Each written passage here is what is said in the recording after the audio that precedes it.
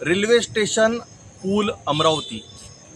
आपल्याला माहीत आहे की रेल्वे स्टेशन पूल यावरची वाहतूक संपूर्णतः बंद करण्यात आलेली आहे।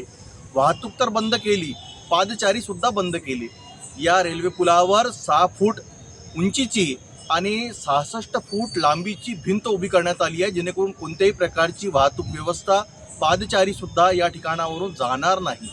परंतु एक धक्कादायक गोष्ट आता अंबानगरीवासियांना अष्टमीच्या दिवशी माहीत पडणार आहे, की म्हणजे रेल्वे स्टेशनपासून हमालपुरा जाणारा मार्गसुद्धा आता बंद करण्यात आलेला आहे। या ठिकाणी पोलिसांनी रात्री 7 वाजता बॅरिकेड्स लावले असून आता या ठिकाणावरून टू व्हीलरसुद्धा बंद करण्यात आलेली आहे। म्हणजेच हमालपुरा मार्गाने रेल्वे स्टेशन जाणारे जे नागरिक आहेत, जे छोटे वाहन आहेत, जे ऑटो चालक आहेत, ज्या टू व्हीलर्स आहेत, ते सुद्धा संपूर्णतः बंद करण्यात आलेले आहे। हमालपुरा येथील हनुमान मंदिरासमोर सुद्धा बॅरिकेडिंग करण्यात आली आहे। त्याचप्रकारे रेल्वे स्टेशनच्या समोर पुलावर जो जाणारा मार्ग आहे तिथे सुद्धा बॅरिकेडिंग करण्यात आली असून हा मार्ग बंद करण्यात आलेला आहे। असाच मार्ग आता जयस्तंभ चौकपासून जो राजकमल चौकला जो रस्ता आहे तो सुद्धा बंद करण्यात येणार का, असा प्रश्नचिन्ह सुद्धा नागरिकांना पडलेला आहे।